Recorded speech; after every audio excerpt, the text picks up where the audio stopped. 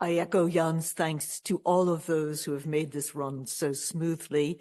Thank you very much to Dr. Foland for the hospitality of a magnificent house, and to Jan Hennings for his very generous introduction.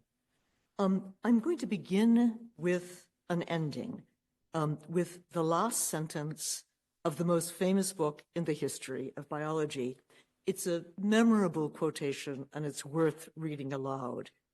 There is grandeur in this view of life, with its several powers, having been originally breathed into a few forms or into one, and that, whilst this planet has gone cycling on according to the fixed law of gravity, from so simple a beginning, endless forms, most beautiful and most wonderful, have been and are being evolved.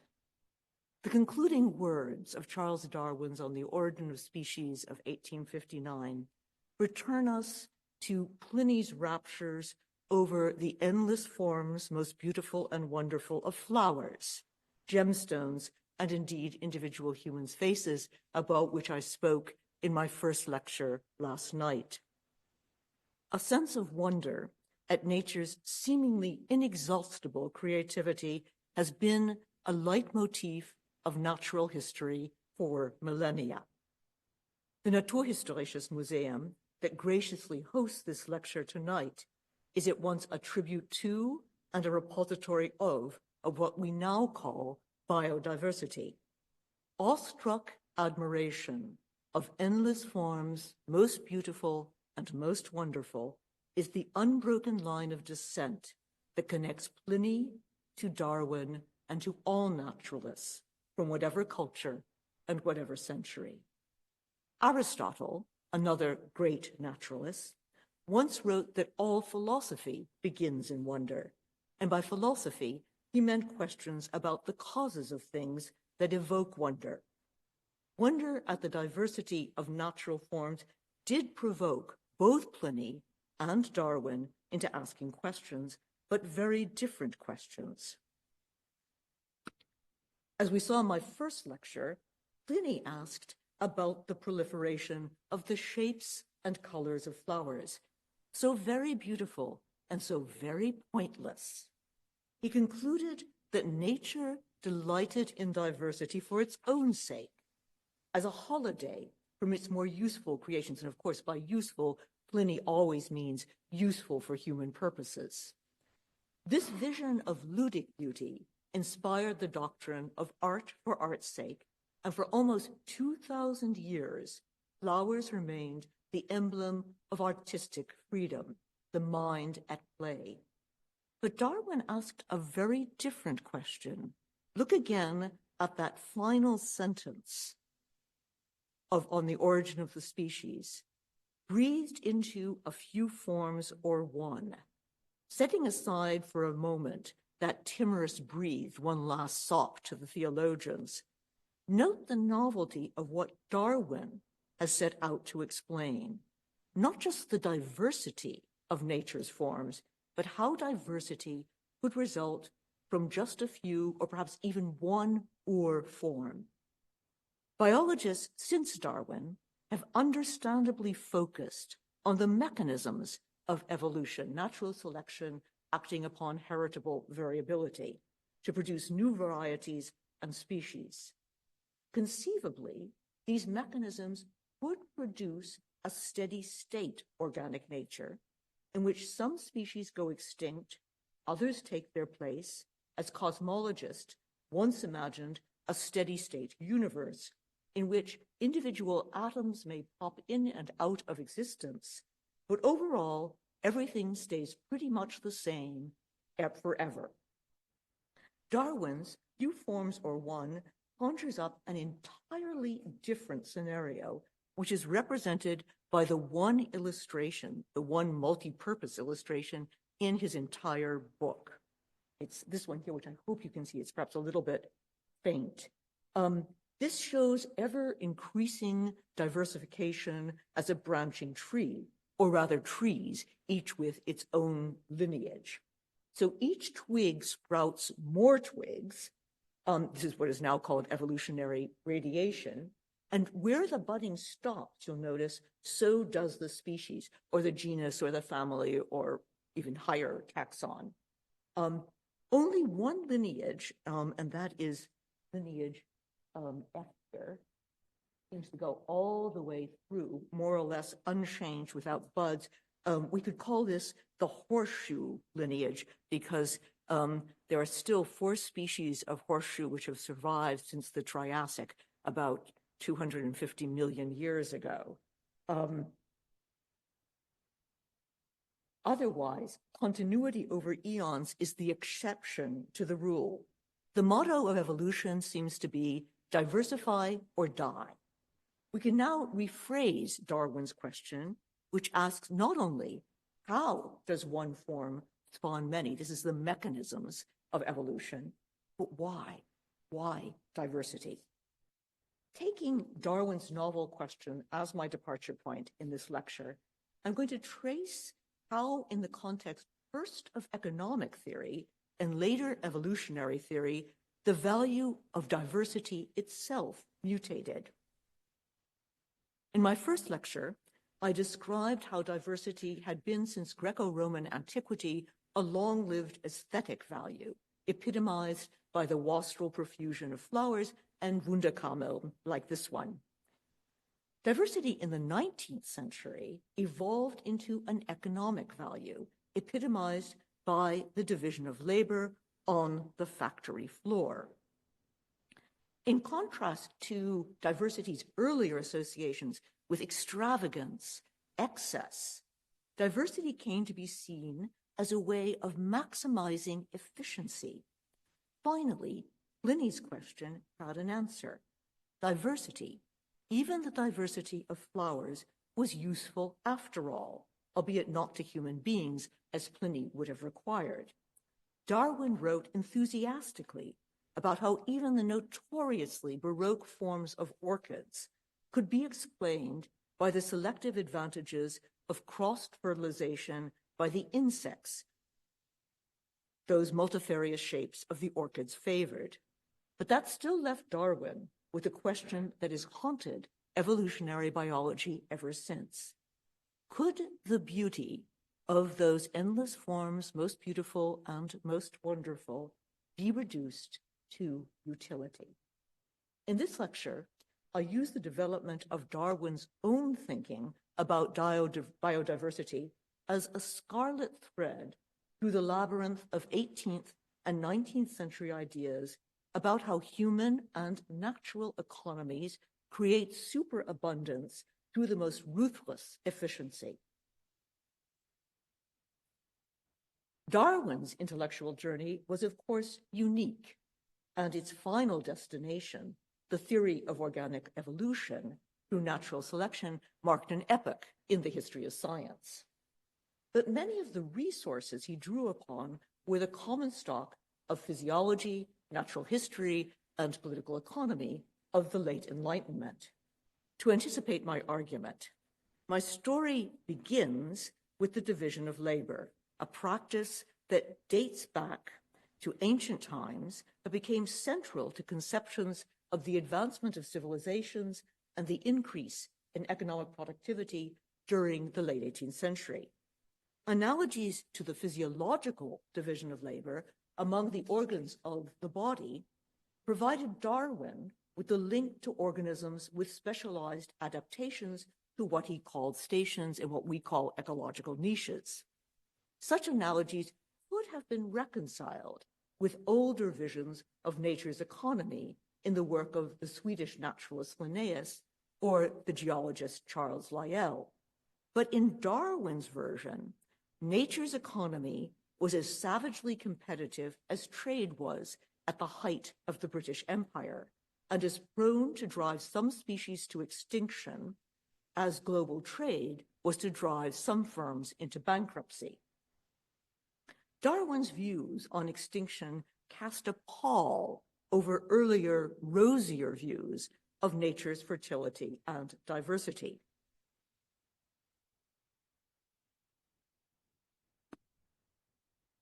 Both diversification and extinction in Darwin's theory were driven by the relentless pressure of natural selection, which weeded out all but the most useful adaptations. Darwin relished reducing the most spectacular examples of extravagant diversity of forms, namely orchids, to a shining example of exquisite adaptation in his monograph on orchids. Yet the problem of apparently useless beauty remained: what to do with the peacock's tail.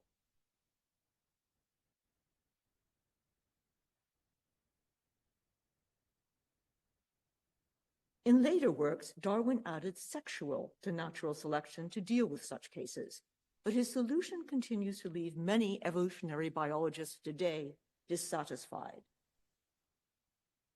In my conclusion, I'll return to the sense of wonder inspired by biodiversity among all those who contemplate it, from Pliny to Darwin to biologists today.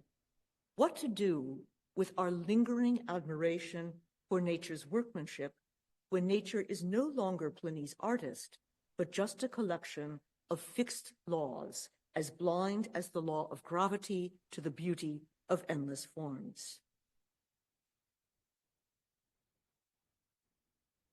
This pin factory in Normandy is one of the most famous scenes in the history of economics. The image comes from the article épingle, pin, in Diderot's Encyclopédie, which opens with an evocation of the universe in a grain of sand, or at least of the complexity in a simple pin. The pins is of all mechanical works, writes the encyclopedist, the tiniest, the most common, the least valuable, and yet one of those that requires perhaps the most combinations, for a pin undergoes 18 operations before it enters commerce. So what you see here is an 18th century factory, and it's a factory which does not involve steam-powered machinery. There are machines involved, but they're quite simple machines. For example, machines that are used to cut the wire into pin-shaped units. But what's important about this as a factory is, first of all of these workers are organized under one roof. They are not working independently in cottage industries, for example, at home. And secondly, each is specialized to a single task. So, for example, there is the person who is uncoiling the wire here to the right. There are people here who are also winding the wire.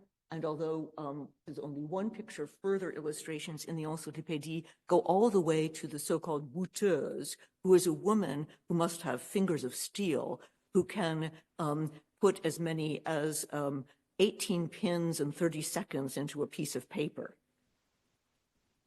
The division of labor went on to have a meteoric 19th century career well beyond economic theory and industrial applications. It was a key inspiration for Charles Babbage's design of the first computer, as well as for Émile Durkheim's theory of the organic solidarity of advanced societies. The principle could be as readily applied to the factory assembly line as to the steps in a computer program, or to the differentiation of functions in a bustling city like Paris, in which the cobblers make the shoes, the tailors make the clothes, the candle makers make the candles, the apothecaries make drugs, and the bakers bake bread. By the 19th century, the division of labor had become a keystone of political economy and almost synonymous with efficiency and productivity. But for our purposes, the most consequential application of the principle of the division of labor was to the life sciences, first to physiology and then to evolutionary theory. Specialization by task or function might produce diversity, all those different jobs that keep Paris running, but it didn't produce beauty. It was biologists who discovered how to connect the old diversity of beauty in nature with the new diversity of efficiency in human society. and how to use the one to explain the other. The French physiologist and comparative zoologist Henri Milne Edwards had been the beneficiary of the vast natural history collections amassed during the 18th and early 19th centuries. So he was the heir to the collections in the Muséum d'Histoire Naturelle in Paris, the sister institution to this one, which also had enormous collections, in part inherited from the royal collections. He's also an heir to the efforts to bring some classificatory order into what seemed to have been an infinite variety of living organisms. So the first edition of Linnaeus's hopefully named Systema Naturae of 1735, and I say hopefully named because nobody could be sure that there was a system of nature, this first edition ran to only 12 pages. By the time the multi-volume 12th edition came out in 1768, it had swelled to 2,300 pages. As new observations and specimens arrived in Uppsala, where Linnaeus taught, from correspondents and travelers all over the world, Linnaeus scrambled to keep his classification scheme from buckling under the weight of what we call biodiversity and Linnaeus called the Almighty's masterpiece. Milne Edwards was similarly overwhelmed by the diversity, as he said, which seems to be the primary condition imposed on nature in the formation of animals. But beneath the prodigal variety of nature's forms, Milne Edwards detected a fundamental organizational principle, the division of labor. One sees in the creations of nature, as in the industry of man, it is above all by the division of labor that perfection is obtained. What Milne Edwards has in mind here is first and foremost the specialization of bodily organs. The liver does not digest, the brain does not secrete. Each organ has its own function and only that function. The body of humans and other complex organisms was, Milne Edwards claimed, exactly analogous to a modern factory. Every organ was specialized to a specific function, just like those workers in the pin factory. Milne Edwards drew the paradoxical conclusion that it was precisely nature's tendency toward economy, that is his term, tendency toward economy, that produced the dazzling diversity of forms. The 7,000 then known species of birds seem to exhibit the most extravagant diversity of form and color. Yet nature had achieved this result, as Milne Edwards put it, at little cost, by working and reworking the same materials to different, ever more specialized ends. In On the Origin of Species, Darwin made Milne Edwards' insights his own and used it as the foundation of his theory of speciation, once again invoking the division of labor. So you don't have to read this entire long quotation, but pay attention to those parts which are highlighted in red. So it's about the diversification of inhabitants. It's the same principle as the division of labor, as the organs in the individual body. And the final line, the more diversified plants and animals are, the greater number of individuals will be capable of their supporting themselves. The idea here is you can increase not only you can increase, as it were, biomass through biodiversity. Nature was therefore no longer an overstuffed Wunderkammer, but an economy run on the most efficient principles to yield maximum productivity. It's no longer a playground for nature's fertile fancy, but an arena of ferocious competition for scarce resources. Yet in Darwin's account of speciation, diversity as beauty and diversity as efficiency merged. Pliny's wondrous cornucopia of natural forms merged with Adam Smith's pin factory. Long before Darwin, economic metaphors permeated natural history, but the meaning of economy itself mutated in the course of the 18th century. The great Swedish naturalist Linnaeus imagined all of nature as what he called an oikonomia.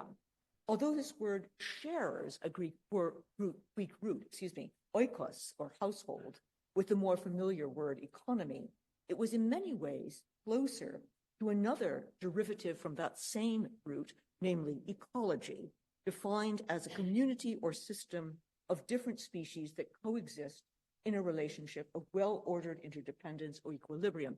I realize that modern ecologists no longer believe in that equilibrium, but that was certainly Linnaeus's optimistic assumption.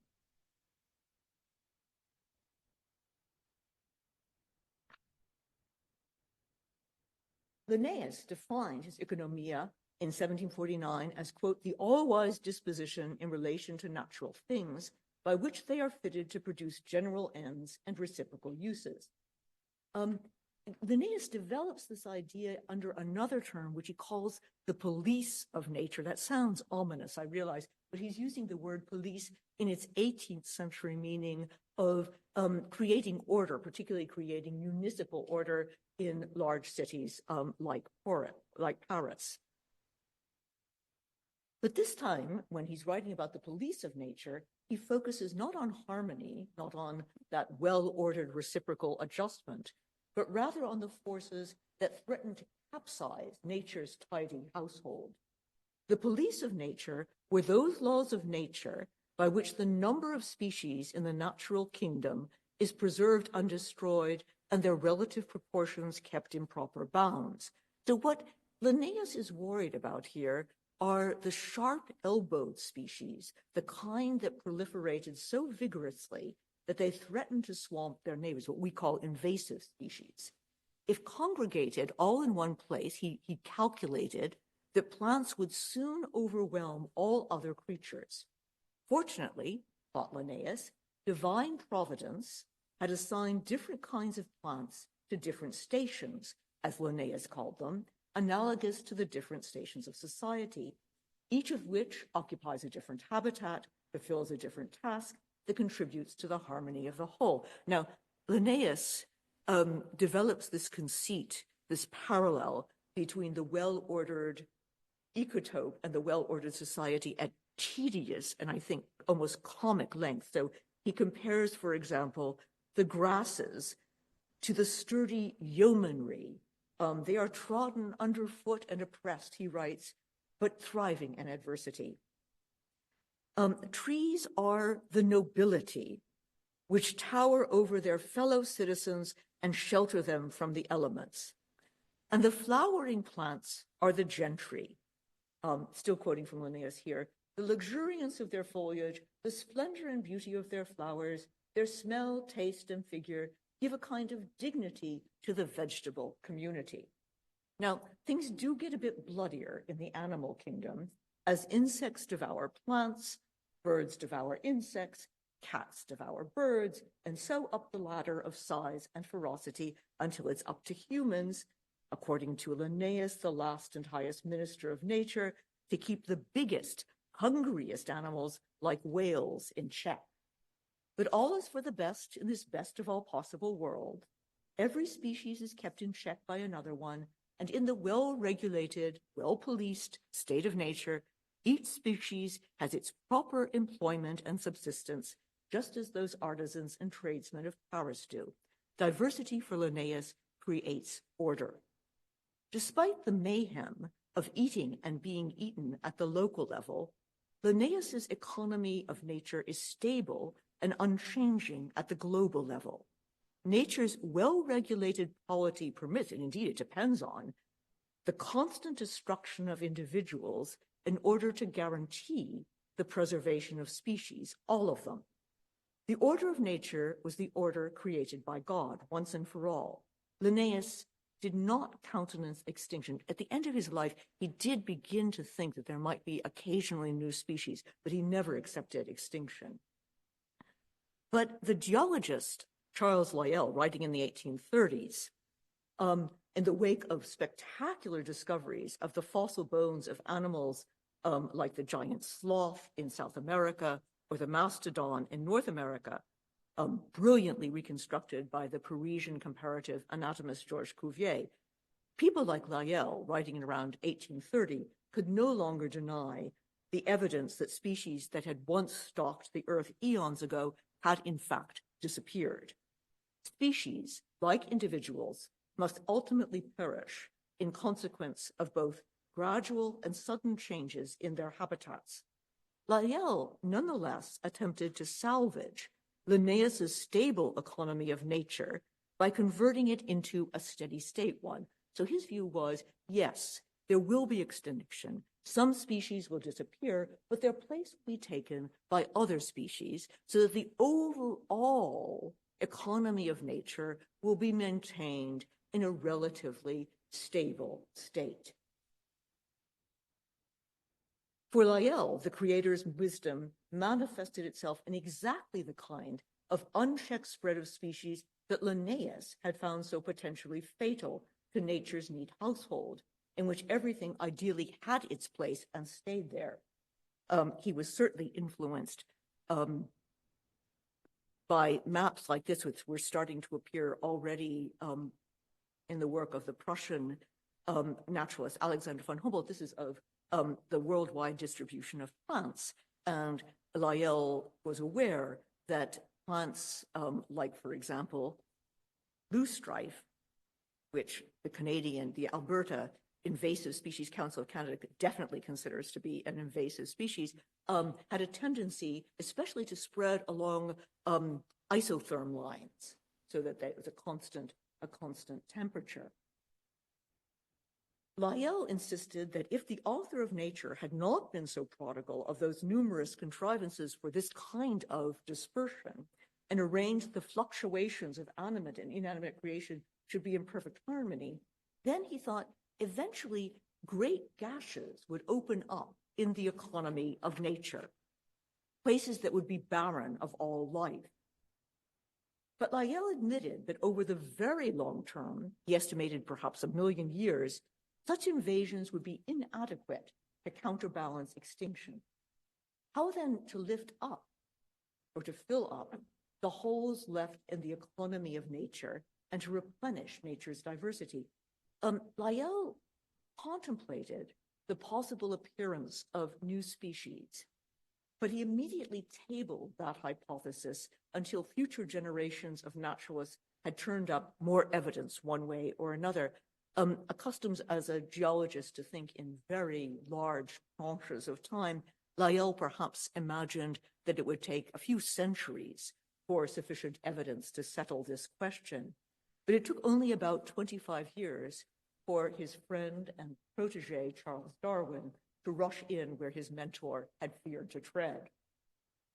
Darwin had read both Linnaeus and Lyell on nature's economy, and although he clung to the metaphor and to the insight of a division of labor among species inhabiting different stations, just as workers in a metropolis like Paris ply different trades and professions, he destroyed all associations of diversity with stability and harmony, much less with divine providence. For Darwin, the diversity of organic life was not the cause of nature's economy, but rather its effect. Like Linnaeus, he noted the tendency of each species to proliferate wildly if unchecked, and like Lyell, he observed the tendency of species to spread widely if unchecked.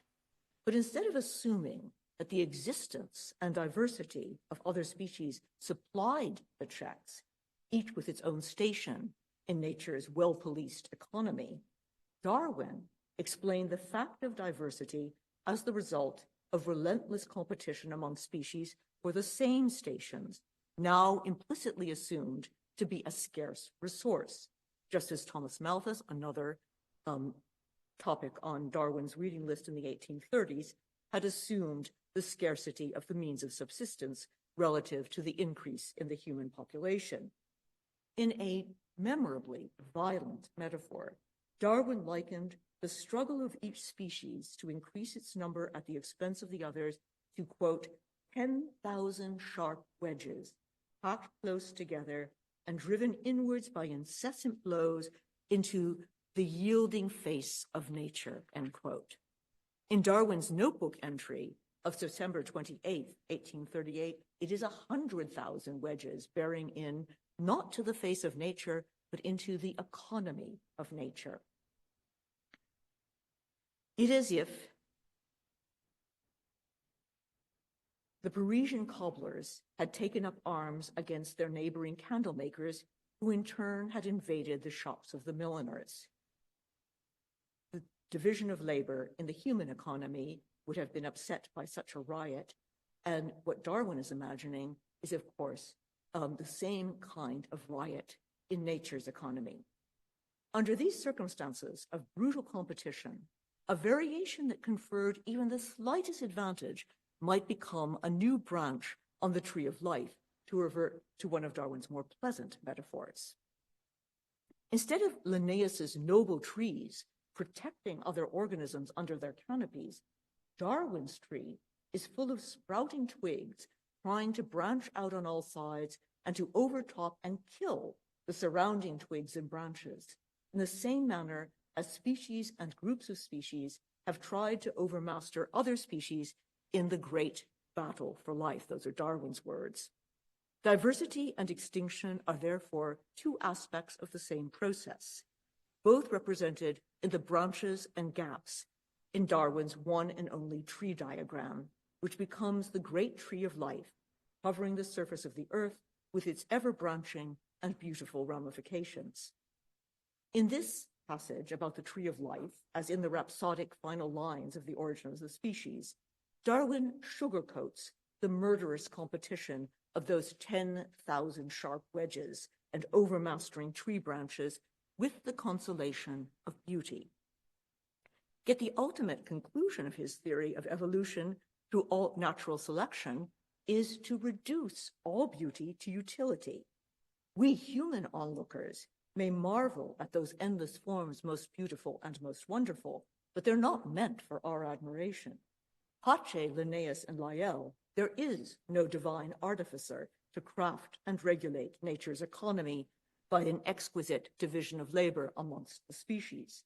Pace, Pliny, the extravagant diversity of flowers shows nature hard at work, not at play. Darwin does still invoke nature, always capitalized and often referred to by feminine pronouns, and his occasionally anthropomorphic turns of phrase to describe nature's workings, especially in the parallels between natural and artificial selection, made even some of his closest allies uneasy. The ghost of a benevolent deity haunts Darwin's account of natural selection. He writes, "Man selects only for his own good, nature, capitalized, only for that of the being she tends." But Darwin's nature was a flinty-eyed economist in the Victorian tradition, ruthlessly efficient, unflinchingly utilitarian. Darwin's nature scorned excess, was blind to beauty, and she never took a day off. As if to bury Pliny's playful, spendthrift nature once and for all, Darwin devoted an entire monograph to showing that the most diverse and diversely beautiful of flowers were in fact ingenious adaptations to boost their chances in the struggle for life. The botanical family of the Orchidaceae, which is composed almost entirely of orchids, contains some 700 genera and 28,000 recognized species.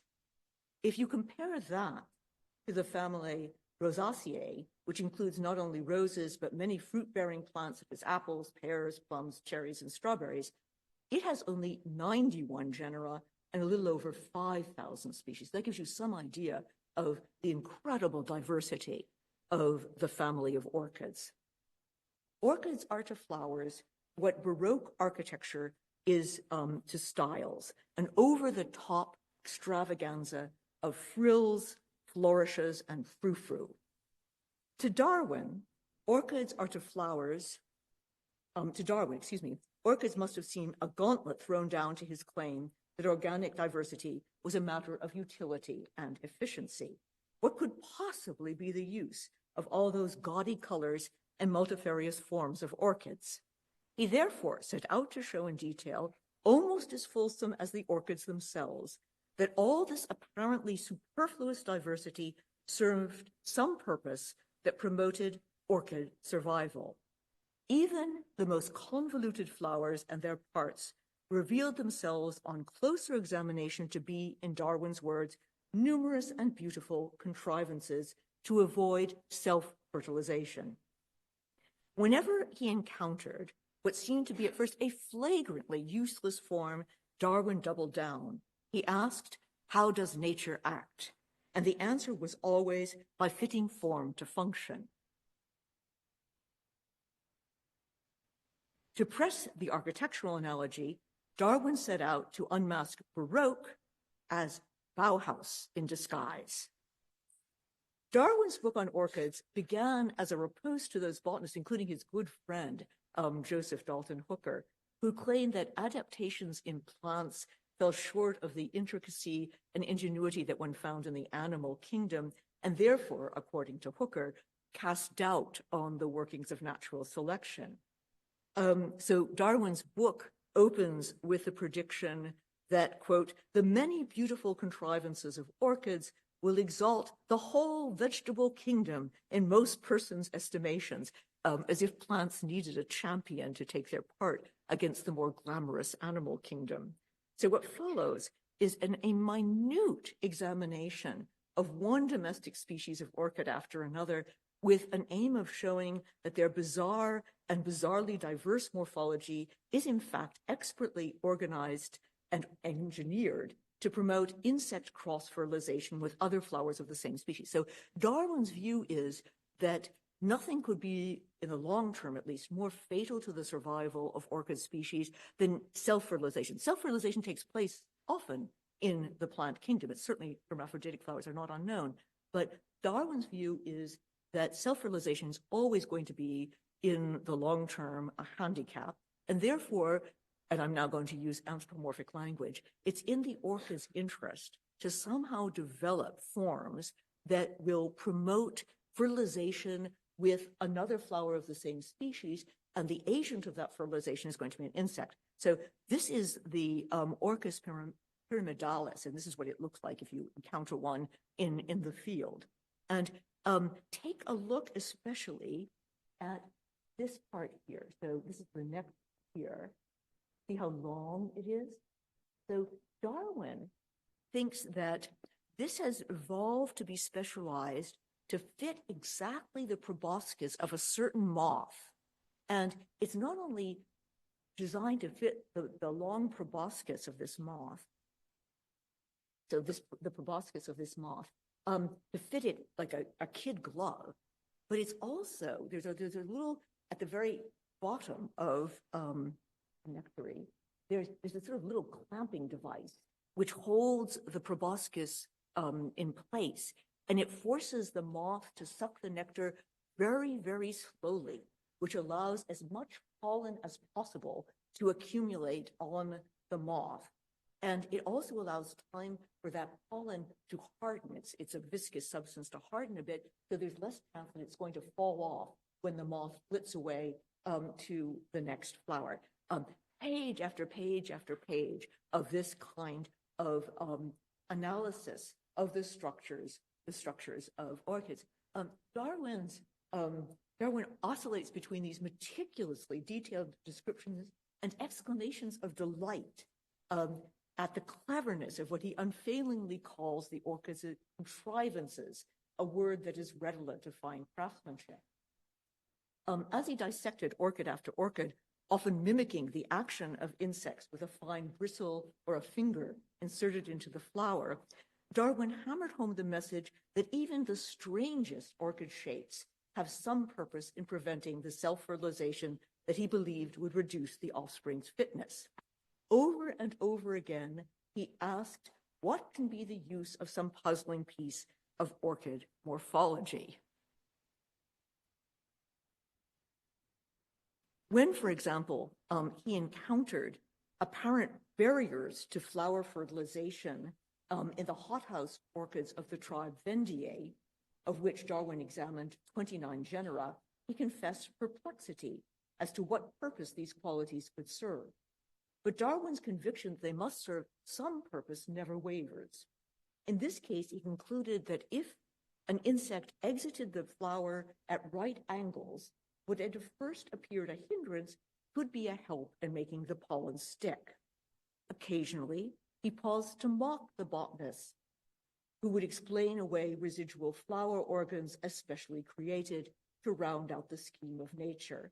And he took immense pleasure in citing the variation among orchids to be counter-evidence to the Linnaean practice of finding ideal types. Evolution through natural selection would, Darwin was certain, soon replace such quaint aesthetic explanations with solid explanations based on common ancestors and homologies. In the conclusion to his book, Darwin trumpeted the victory of utility over, quote, mere variety and beauty, even among the famously diverse and diversely beautiful family of orchids. Utility had carried the day. Every trifling detail of structure has its use, as natural selection would lead us to expect. As far as Darwin was concerned, Baroque had been turned into Bauhaus. Yet Darwin was alive to the beauty of the orchids, or rather to two competing kinds of beauty. Late in his treatise, he ruminated on the question of which orchid represents the highest, that's his word, exemplar of the family. Should the laurels go to the Offrier, so that's the Orchis pyramidalis, or to the showier Vendiae? So this is the Orchis pyramidalis with the ingeniously shaped nectary. This is one of the Vendiae family. The Vendiae family are gorgeous. They're the family of orchids which are being cultivated in the finest hothouses of Europe during this period. Darwin hesitates. Like Paris, forced to judge the beauty contest between the goddess Hera, Athena, and Aphrodite, Darwin vacillates between his own strictly evolutionary standards, which would be the Orchis pyramidalis, of ever more efficient adaptation, let's say that's Athena, and the seductive aesthetic attractions, Aphrodite. He concludes, nothing could be more perfect than the contrivances of the Orchis pyramidalis for its fertilization. Yet, an ill-defined feeling tells me to rank the magnificent Vendiae the highest.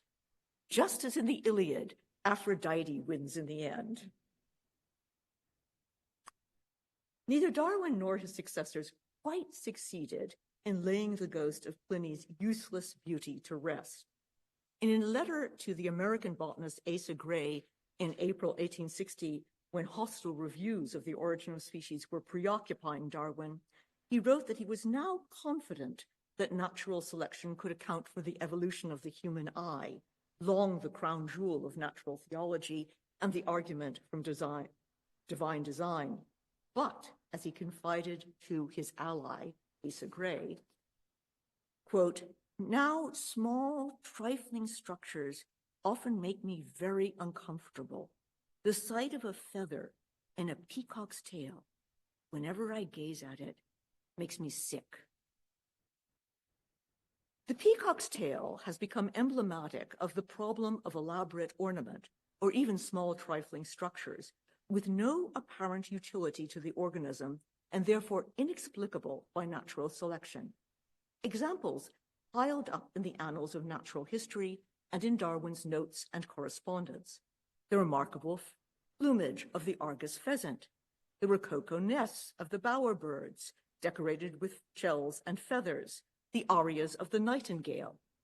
Like the peacock's tail, these showy excesses not only gave the organism no advantage in the struggle for life, they involved immense expenditure of energy and effort, and they sometimes involved risk.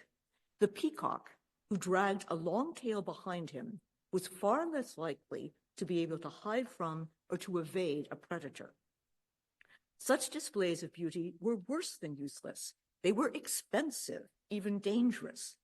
Viewed from this perspective, it looked as if nature, ordinarily so frugal, so briskly efficient, had gone off on a wild spending spree. For Darwin, the problem became so pressing that he introduced a second mechanism, sexual selection, to account for these anomalies, above the protests of some of his strongest supporters. Pointing to the phenomenon of sexual dimorphism, in which the male and the female of a species differ significantly in phenotype, Darwin observed that it was usually the male who boasted brighter colors, striking excrescences like crests and antlers, or in the case of birds, more complex song repertoires, all consistently displayed or deployed during the mating season. In his 1871 treatise on sexual selection, Darwin heaped up examples of mostly male ornaments, many from birds, which he pronounced to be the most aesthetic of animals. So, for example, the ruff of the British ruff bird, or a bullfinch who allegedly, according to Darwin, learned to sing a German waltz, the elegant ear tufts of the pheasant, and of course, the peacock's tail. The diversity of these decorations by nature beggared the human imagination and enchanted humans' own sense of the beautiful. Darwin several times pointed out that gaily colored bird feathers ornamented many a lady's hat, proof positive, he thought, that not only female birds found them attractive.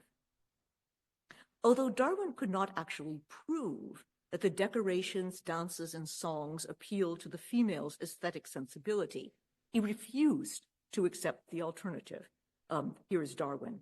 If female birds had been incapable of appreciating the beautiful colors, the ornaments, and voices of their male partners, all the labor and anxiety exhibited by them in displaying their charms before the females would have been thrown away. This is impossible to admit. Darwin was willing to countenance a role for beauty in evolution, at least beauty as judged by picky females making their choice among bowerbird nests or fantail peacocks. Such extravagances would then have a purpose, however circuitously fulfilled, to increase the male's reproductive fitness.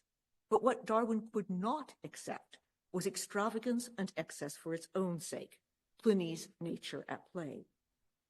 The battle of utility versus beauty is still raging amongst evolutionary biologists. I must say this peahen does not seem particularly interested in this display. So I'll just give you the latest from the front without taking sides in this battle. So on the side of utility, there is the good gene hypothesis, which is that it has various versions. One version is that those iridescent feathers of the peacock are not actually about beauty. They signal to the female that the peacock has a low parasite load and therefore is likely to produce robust offspring. There are other versions of this, which is if you have a tail like that and you have survived to reproductive age, you must be a pretty fast runner. So there are all sorts of variations on the utility side of this. On the beauty side of this are arguments about the very highly developed female perceptual systems, perception systems. Why is it that they can discern, for example, the number of eyes on the peacock's tail, or very small differences in color, or differences in size of antlers, etc. I'm not going to take sides in this ongoing debate. I simply wish to flag the fact that it is ongoing. This has not, utility and beauty are still at odds with each other. So let me conclude. Biodiversity has always evoked wonder amongst those who contemplate it, from Aristotle to today's visitors to the Naturhistorisches Museum. It has also evoked admiration, wonder's boon companion, still fossilized in the Latin word for wonder, admiratio, and many Romance language derivatives. Beholders of early modern Wunderkammern exclaimed in both wonder and admiration for the extraordinary works of art and nature displayed ceiling to floor in glorious disregard for any ordering principle except plenitude and diversity. Many of the objects on display, like seashells embellished with goldwork or scenes painted on landscape marble, deliberately blurred the distinction between nature and art. Each vied with the other in a rivalry of virtuoso craftsmen. The image of nature as artificer, hammering out the species at her forge, is very old, and it still survives in Darwin's admiration for nature's myriad contrivances, even after he had tried to purge natural history of every trace of natural theology. For those steeped in the 18th century tradition of natural theology, those who had pursued natural history as the glorification of God through the study of his works, wonder and admiration for biodiversity was a pious duty. But it was also a delicious pleasure, a pleasure nourished by variety. Linnaeus went so far as to claim that diversity was the royal road by which human beings traveled from